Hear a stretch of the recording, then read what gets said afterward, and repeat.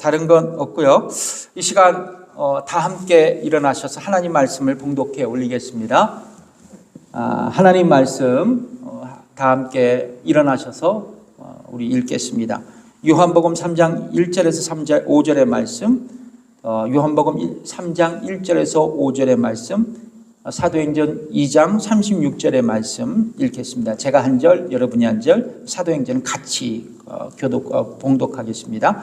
바리새인 중에 니고데모라 하는 사람이 있으니 유대인의 관원이라.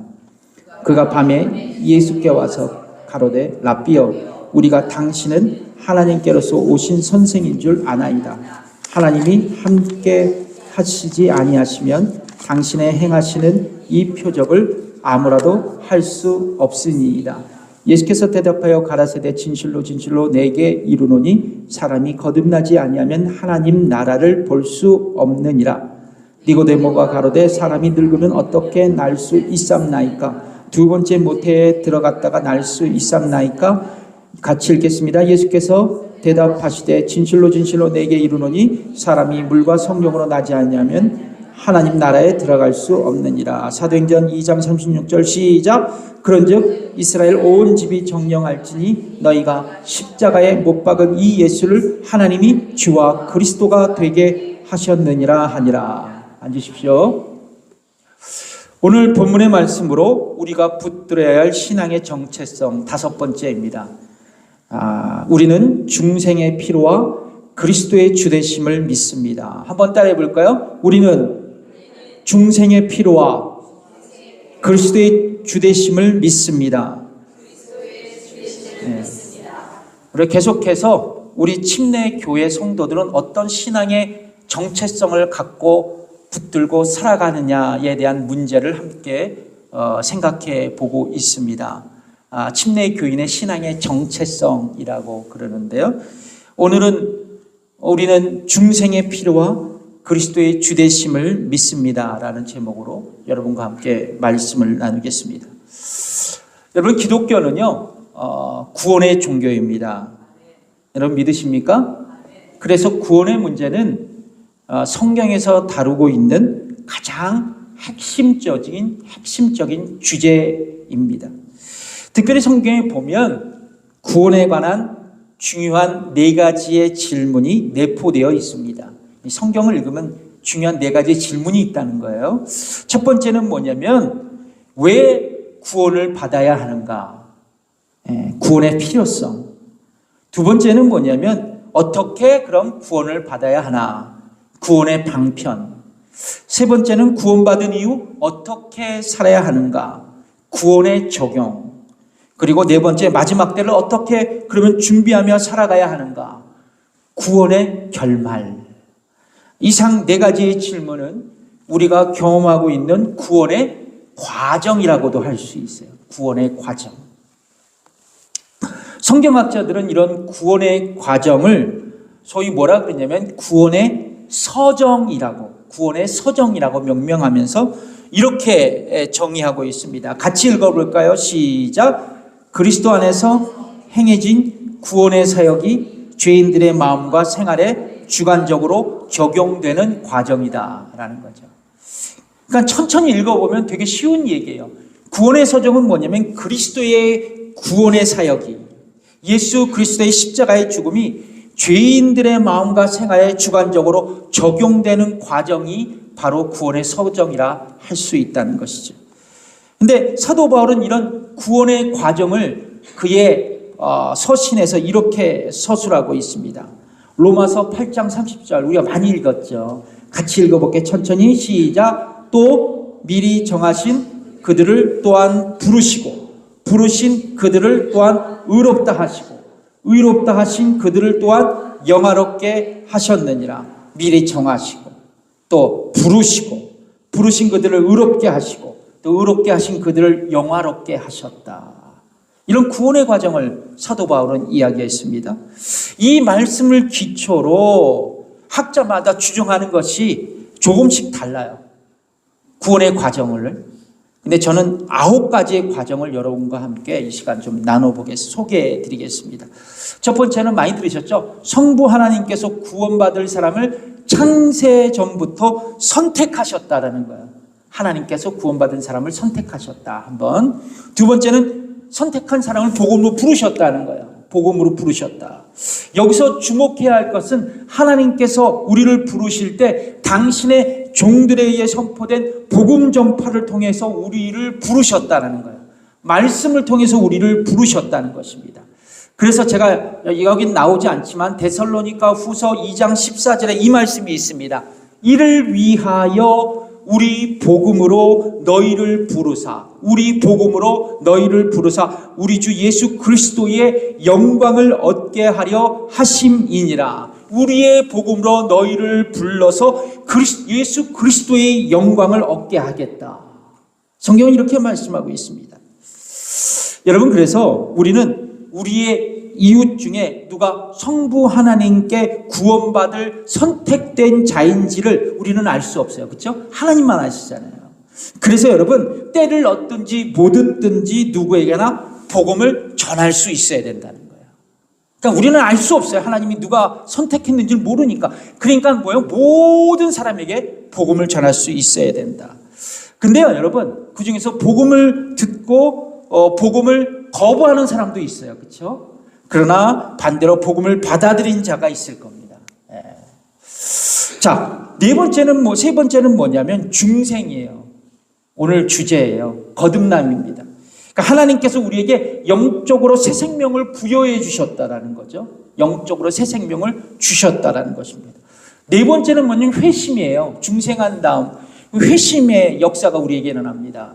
그러니까 회개하고 믿는다는 거죠. 그러니까 우리를 복음으로 부르시고 그리고 성령으로 거듭나게 하시면 우리는 어떤 반응을 하냐? 반드시 두 가지를 하게 돼요. 하나는 뭐냐면 복음을 듣고서도 거부하고 죄인으로 그냥 살아가는 것. 또 다른 하나는 회심한다는 거예요. 회심한다. 근데 여기서 회심이라는 게 뭐냐? 이거예요. 우리가 자신의 죄를 진실하게 회개하고 그리고 구원을 위해 예수님을 나의 구원자와 인생의 주님으로 의지하는 것. 그래서 뭐예요? 회심은 회개와 그리고 예수님을 믿는 거예요. 그래서 여러분, 회심은 죄로부터 돌이키는 회개인 동시에 그리고 예수 그리스도를 향하는 믿음의 역사입니다. 아멘. 그래서 여러분이 구원받은 그 전제는 뭐냐? 하나님의 은혜지만 중요한 것은 여러분이 회심을 했기 때문에 그래요. 자, 다섯 번째는 뭐냐면 회심을 하고 나면 칭의라는 과정을 겪게 돼요. 그러니까 하나님께서 예수 그리스도의 속죄함으로 우리에게 죄가 없다라고 실제적으로 선언해 주시는 겁니다. 죄인인데 예수님의 속죄로 인하여 우리의 죄가 가려진 거예요. 그래서 우리 보고 하나님은 의롭다고 여겨주십니다. 그리고 여섯 번째는 뭐냐? 양자로 삼아주시는 거예요. 그래, 이제 너희는 나의 자녀다. 하나님의 자녀로 삼아주신 것입니다. 그리고 이제 뭐요? 성화, 예수님을 닮아가는 일생의 여정을 걸어가게 되죠. 근데 중요한 건 여덟 번째, 성도의 견인이에요. 이건 뭐냐면 거듭난 신자가 얻은 구원은 결코 잃어버릴 수 없다는 거예요.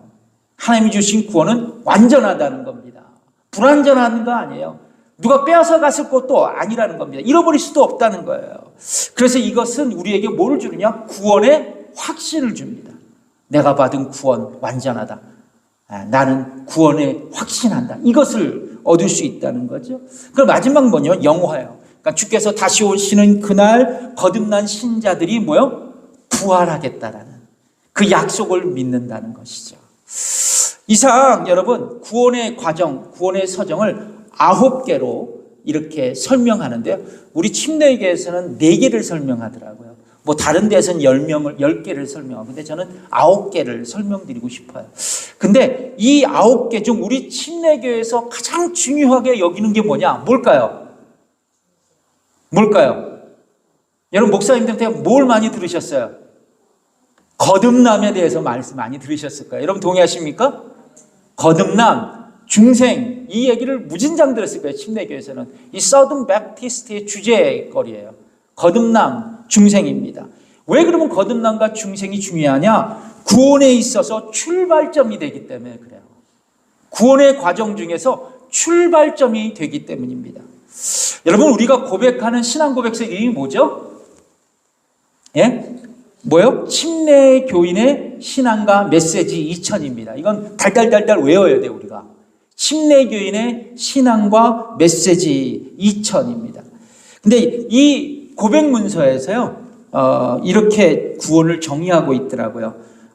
여러분 눈으로 읽으시고 제가 읽어드리겠습니다. 구원은, 같이 읽어볼게요. 시작. 구원은 인간의 모든 면을 구속하는 것을 포함하며 예수 그리스도를 구세주와 주님으로 영접하는 모든 사람에게 값없이 주어집니다. 그분께서는 자신의 보혈을 통해 믿는 자를 위한 영원한 구속을 이루셨습니다. 넓은 의미에서 구원은 중생, 칭의, 성화, 영화를 포함합니다. 예수 그리스도를 주님으로 영접하는 개인적인 믿음을 가지지 않고서는 구원을 얻을 수 없습니다. 아멘. 이 침례교인의 구원에 관한 전통적인 정의예요. 아주 분명하고 단순해요. 저희는요. 이 고백의 핵심은 뭐냐라는 거죠.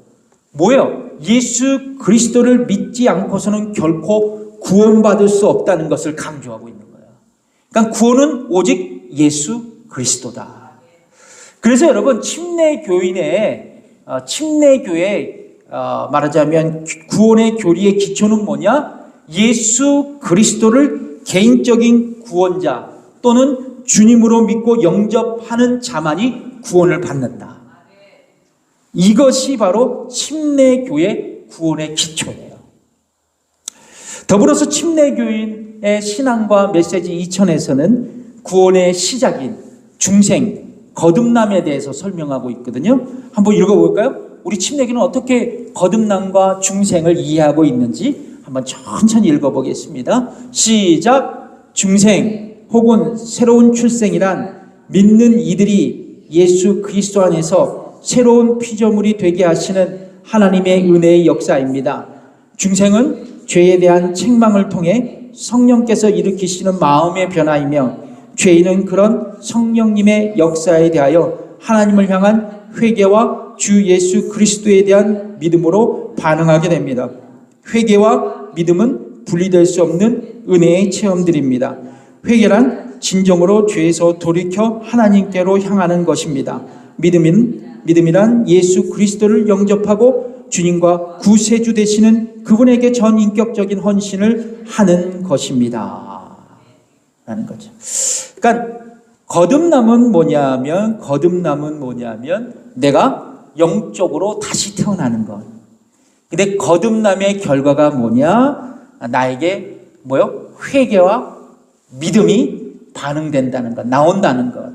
그래서 나의 죄를 회개하고 죄로부터 돌이키고, 그리고 구원자 되신 예수님을 믿음으로 붙드는 것.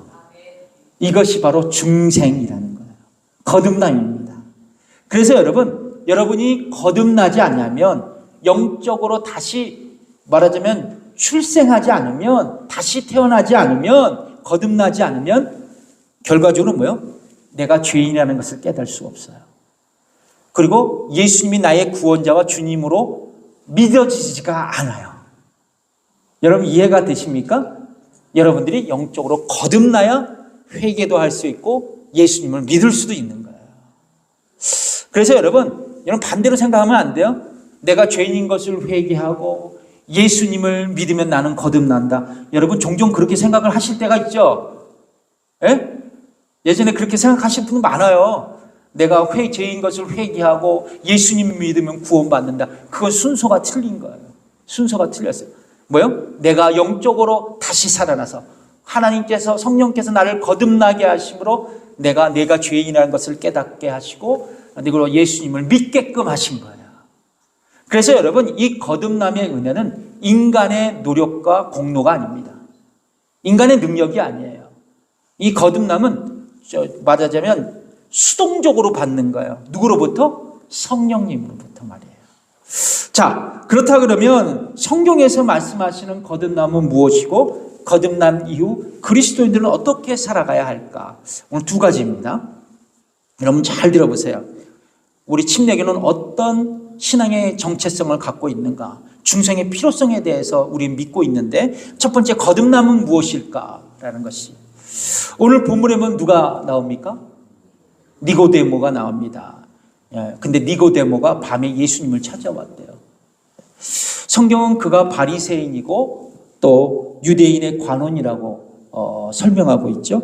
요한복음 3장 1절의 말씀을 읽겠습니다. 시작. 바리새인 중에 니고데모라 하는 사람이 있으니 유대인의 관원이라.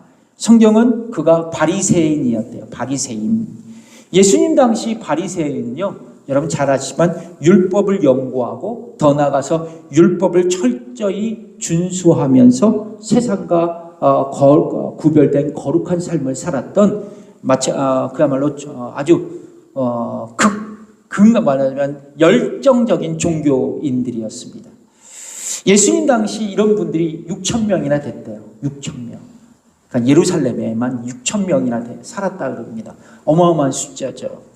근데 이 바리새인들은 보통 보수적인 유대인들에게 존경을 한 몸에 받던 사람들이었습니다. 그래서 바리새인 하면 유대인들은 뭐요? 존경할 만한 사람들. 또한 그는 유대인의 관원이었다 그러죠. 이 관원은 뭐냐면 그 당시 산헤드린 공회의 회원이었다라는 것이죠. 이 관원이요. 근데 이 산헤드린 공회는 지금의 미국 연방 상원의원 정도 격이었습니다.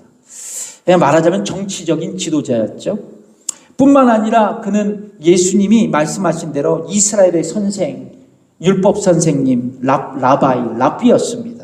그래서 요한복음 3장 10절에 예수님께서 이렇게 말씀하시죠. 읽어보겠습니다. 시작. 예수께서 가라사대 너는 이스라엘 선생으로서 이러한 일을 알지 못하느냐.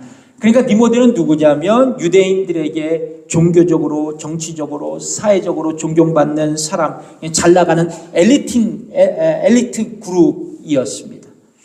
이 지점에서 우리가 주목해야 할 것이 있어요. 뭐냐면 그 엘리트, 이 바리새인인 니고데모가 밤에 예수님을 찾아왔다는 거예요. 밤에 예수님을 찾아왔다.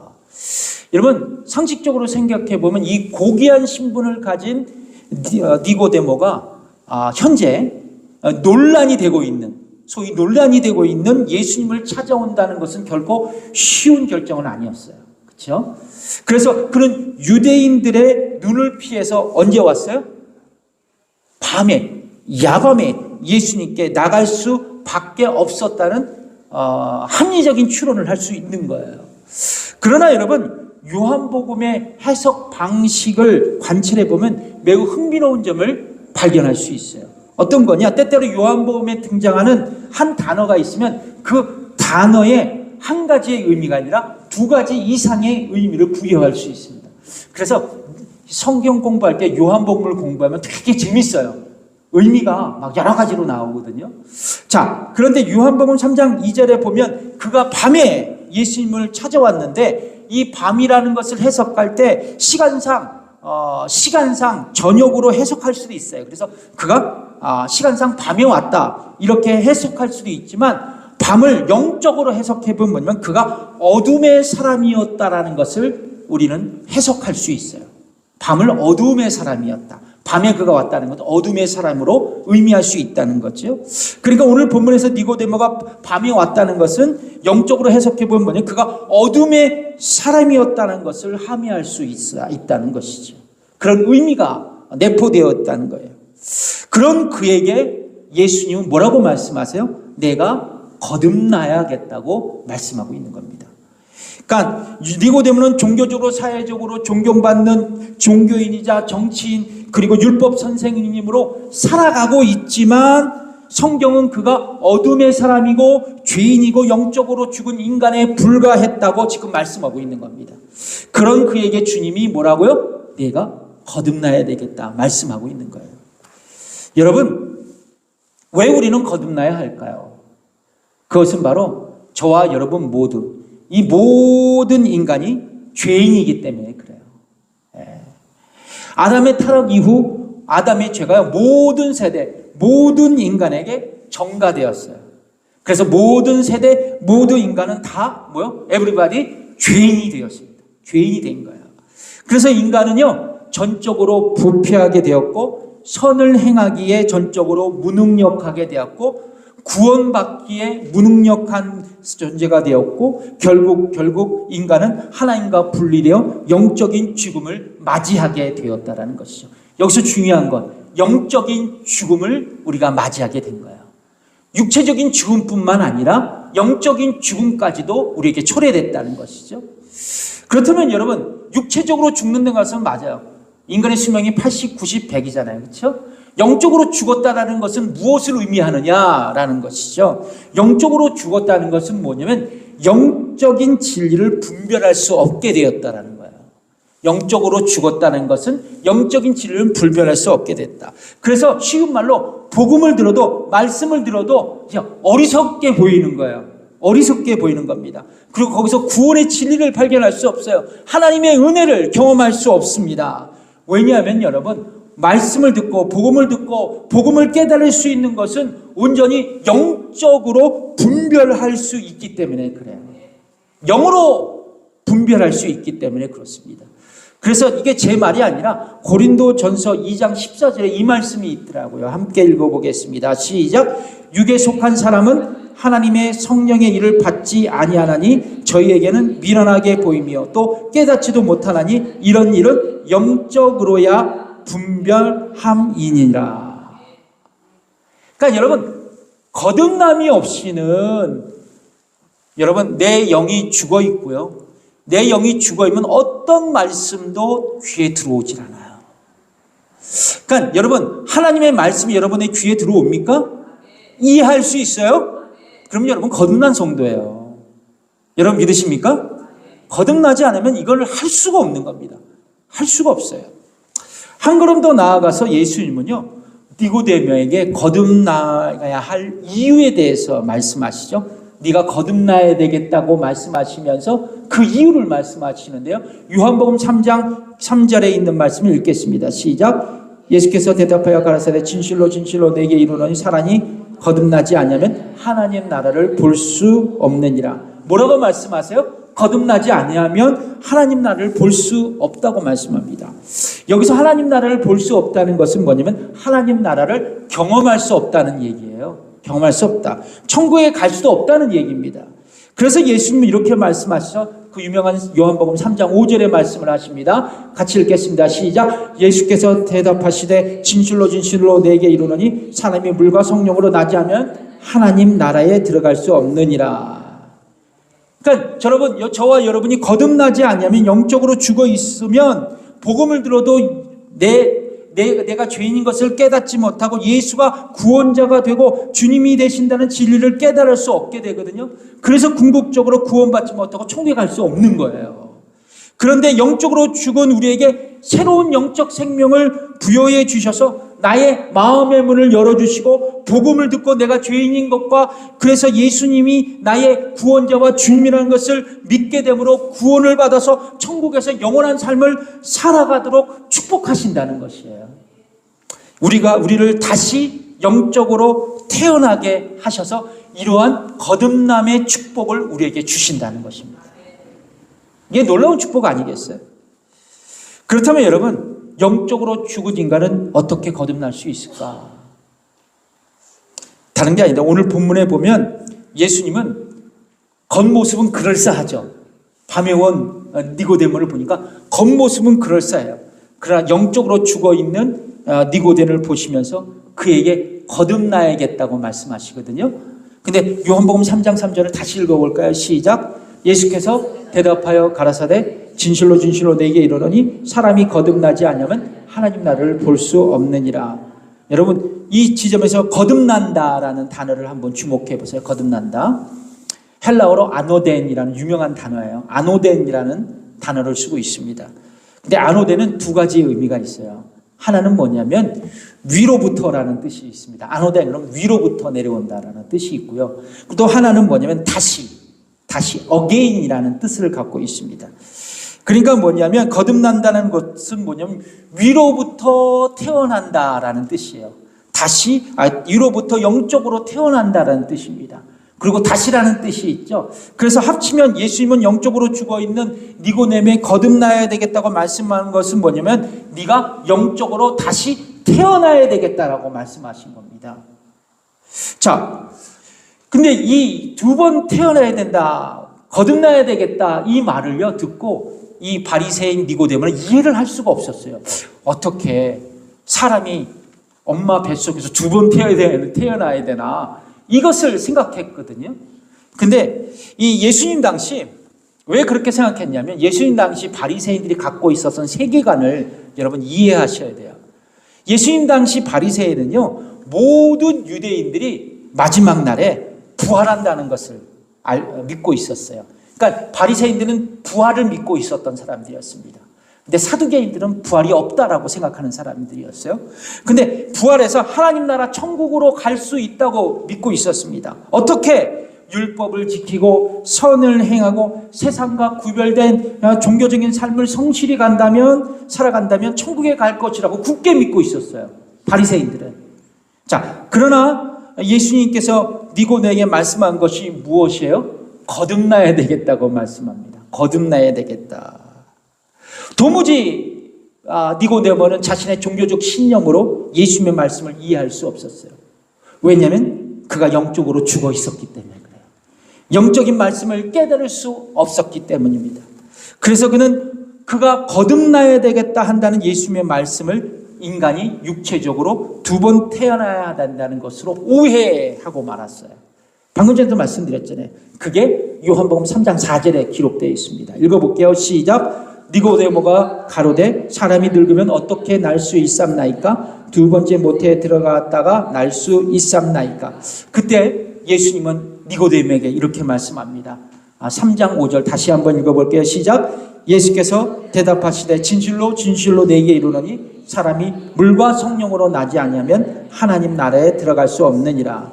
예수님 뭐라고 말씀하세요?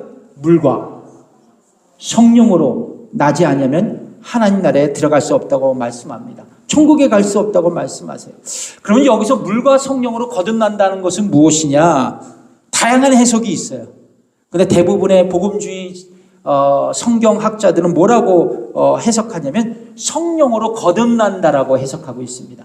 물과 성령으로 거듭난다는 것은 뭘 얘기하냐? 성령으로 거듭난다고 통칭하고 있어요. 그러나 여러분 우리는 어떻게 거듭날 수 있어요? 성령님의 역사를 통해 우리는 거듭날 수 있는 겁니다. 아멘? 믿으세요? 성령님께서 여러분들이 역사하셔서 여러분들이 거듭나게 되는 거예요. 성령님은 그래서 우리를 거듭나게 하시는 분입니다. 여러분 우리가 거듭나게 되는 유일한 방편은 뭐냐? 성령님의 역사다. 성령님의 사역이다. 그렇다면 궁금한 게 있어요. 성령님은 어떻게 우리를 거듭나게 하실까? 이거 중요하잖아요. 이걸 중요해요. 여러분 성령님이 우리를 거듭나게 하시는 것은 그분의 신비로운 사역입니다. 우리가 이해를 할 수가 없어요. 이거는. 그래서 요한복음에서 예수님의 말씀을 한번 들어보실까요? 요한복음 3장 8절 오늘 본문은 아니지만 읽어보겠습니다. 시작. 바람이 임의로 불매 내가 그 소리를 들어도 어디서 오며 어디로 가는지 알지 못하나니 성령으로 난 사람은 다 이러하니라. 그러니까 바람이 어디서 불고 또 불어서 또 어디로 가는지 우리는 알 수 없어요. 사람이 볼 수 없지만 바람 부는 소리는 들을 수 있는 거예요. 그러니까 동일하게 뭐냐? 성령으로 거듭난다는 것은 우리 머릿속으로 이해할 수 없지만 자신의 삶에서 성령으로 거듭난 것은 체험할 수 있다는 것입니다. 그래서 내가 거듭난다는 것은 성령의 신비로운 사역이지만 우리 개인적으로는 영적인 체험이에요. 영적인 체험입니다. 그래서 내가 여러분 거듭났다라고 확신하는 분은 그만큼의 영적인 체험이 있는 분입니다. 그러나 내가 어떻게 거듭난지는 알 수가 없어. 근데 분명한 한 가지는 있습니다. 성령님은요, 전해지는 말씀을 통해서, 복음을 통해서, 주의 말씀을 통해서 효과적으로 우리를 부르셔서 우리를 거듭나게 하신다는 거예요. 이것을 보통 유효적 소명이라 그래요. 유효적 소명. 그 말씀이 뭐냐면 베드로전서 1장 23절에 있는 말씀입니다. 1장 23절 읽어보겠습니다. 시작. 너희가 거듭난 것이 썩어질 씨로 된 것이 아니요 썩지 아니할 씨로 된 것이니 하나님의 살아있고 항상 있는 말씀으로 되었느니라. 그러니까 우리가 거듭난 것은 뭐로 되었다? 말씀으로 되었다.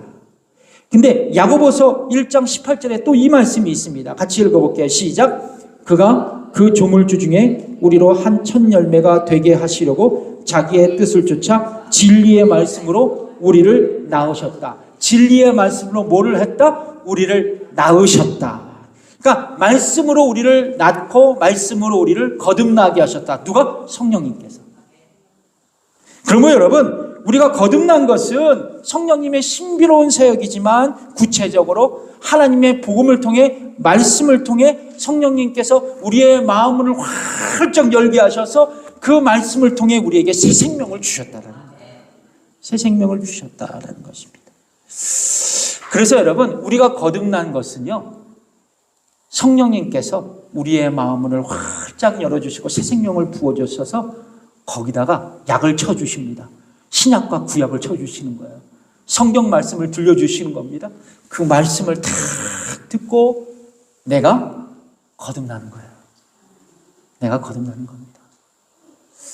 여러분, 그래서 여러분, 말씀을 읽는다는 것이 얼마나 중요한지 몰라요. 그리고 그 이전에 내가 거듭난다는 것이 얼마나 중요한지 모릅니다. 자, 첫 번째 거듭남은 무엇일까? 두 번째, 거듭난 이후 어떻게 우리가 살아야 하나? 이게 굉장히 중요하거든요. 그래서 우리가 거듭남의 필요성을 우리가 믿고 있는 거예요. 강조하고 있죠. 자, 그렇다면 거듭난 이후 우리는 어떤 삶을 살아야 하나? 저는 이 설교를 준비하면서 굉장히 심각하게 준비했어요. 저 자신부터 바라보면서 이 설교를 준비했습니다.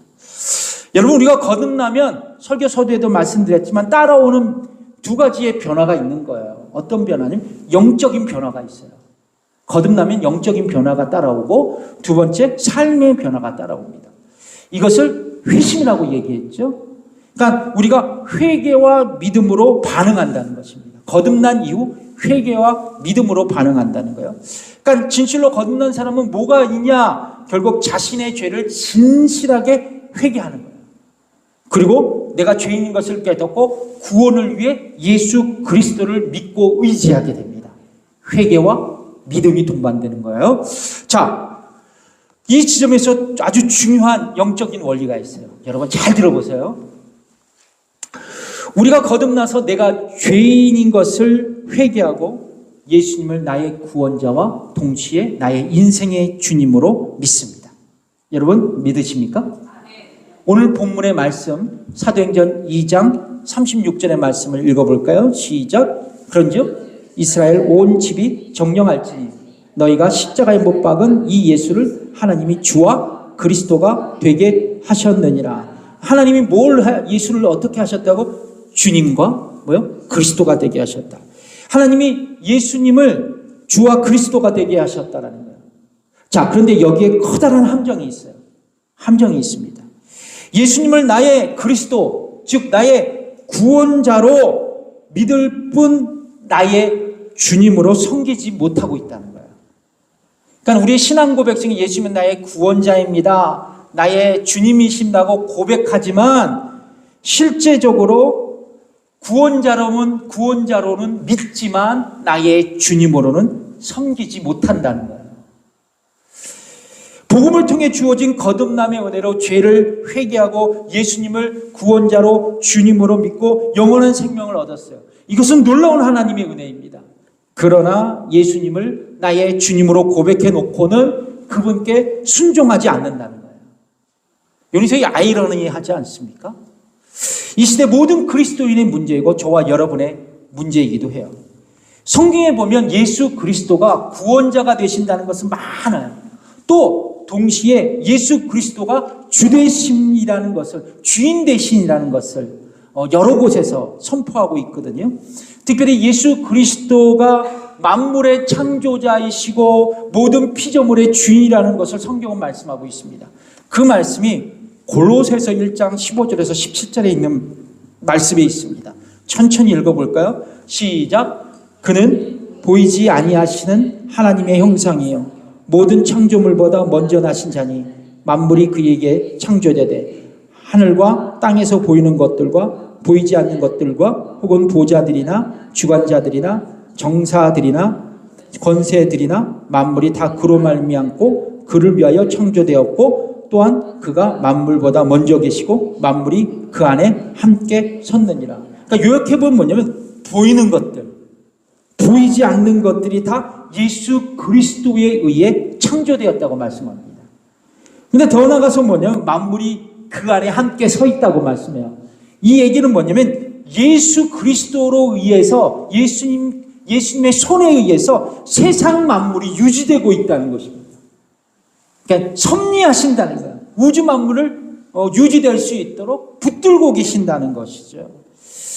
자, 그런데요 여러분, 지음을 받은 우주 만물이 예수 그리스도의 주되심을 인정하고 그분께 복종하지만 그리스도의 주되심에 굴복하지 않는 유일한 존재가 있다는 거예요. 세상 만물은 예수님께 굴복해. 성경의 말씀에 의하면. 근데 굴복하지 않는 유일한 존재가 있어. 누구예요? 예? 마귀요? 나야, 나. 나야. 마귀는 원래 안 하고 나야, 나. 여러분 따라해봅시다. 납니다. 나예요. 나라니까요. 여러분 동의하십니까? 이게 복음의 함정이에요. 우리는 예수님을 구원자로 믿지만 실상 중요한 것 주인 되심을 따라가지는 못한다는 거죠. 그래서 여러분 우리는 제자도에 제자 훈련에 실패하고 있는 거예요. 계속 넘어지고 성장하지 못한 그리스도인으로 늘 뭐요? 제자리 걸음을 걸을 수밖에 없다는 것입니다. 저와 여러분이에요. 입술로는 예수 그리스도를 주님으로 인정하지만 매일의 삶 속에서 예수님을 주님으로 모시고 사는 그리스도인들 이 시대에 너무나도 작다는 거예요. 우리를 포함해서 말입니다. 여러분 이때 누구를 생각하느냐? 다시 예수님을 생각해 보는 거예요. 주님은요 그분의 온 생애를 통해서 온전히 하나님 아버지께 복종하셨습니다. 주인 되심을 인정하면서 그분께 순종하셨어요. 예수님은 당신의 제자들에게 자신의 삶의 목적을 이렇게 말씀하셨습니다. 요한복음 4장 34절에 있는 말씀이에요. 같이 읽어볼까요? 시작. 예수께서 이르시되 나의 양식은 나를 보내신 이의 뜻을 행하며 그의 일을 온전히 이루는 이것이니라. 예수님은 자신의 삶의 모든 영역에서 아버지 하나님의 뜻을 행하셨어요. 그분의 일을 온전히 이루시기 위해서 하나님의 주되심에 복종하셨습니다. 그분께 순종하셨어요. 그렇다면 여러분 우리는 어떻게 거듭난 그리스도인으로서 날마다 예수님의 주되심에 복종할 수 있을까? 예수님 그런 삶을 사셨는데 우리도 예수님을 본받아서 어떻게 예수 그리스도의 주되심에 순종하며 복종하는 삶을 살아갈 수 있을까? 단순하더라고요. 여러분 영적 지도력이라는 책이 있어요. 옛날 책에 있는데요. 고전입니다. 영적 지도력의 저자 오스왈드 샌더슨, 굉장히 유명한 분이시거든요. 이분이 이렇게 우리에게 조언하더라고요. 제가 읽어드리겠습니다. 예수 그리스도는 모든 것의 주인님이 되셔야만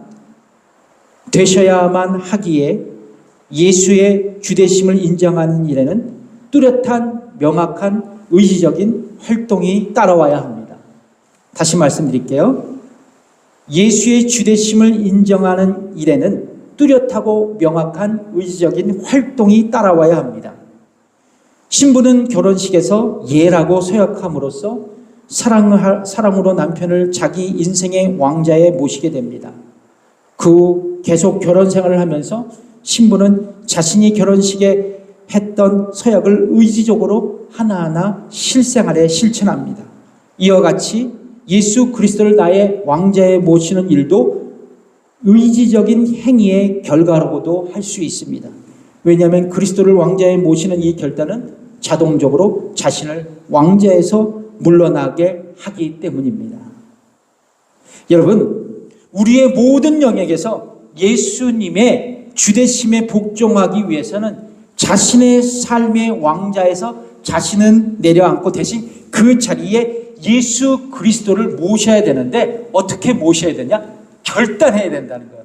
의지적으로 주님을 내 왕자에 모셔드리는 겁니다. 믿음으로 말이죠. 믿음으로 의지적으로 모셔야 된다. 의지적인 결단이 필요하다는 거예요.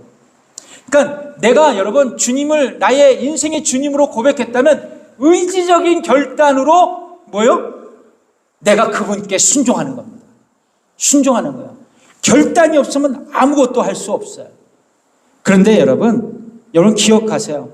그리스도의 주되심에 복종하기로 결단한 순간 누가 올까요? 사단은 우리의 의지를 공격하게 됩니다. 막 의지를 무너뜨려요. 은혜 받고 이제 예수님께 순종하고 그리고 예수님께 충성하겠다고 결단하는데 내일 딱 일어나니까 그러면 내 시간이 다 빼앗기고 내 생활이 없겠지. 하면서 이 사단이 나의 마음을 막 흔든다는 거죠. 또 누가 그러냐? 나의 자아는요 주님의 주되심을 막 거부하기 시작합니다. 그때부터 나의 마음에는 영적인 전쟁터가 돼요. 충성할까 말까, 순종할까 말까.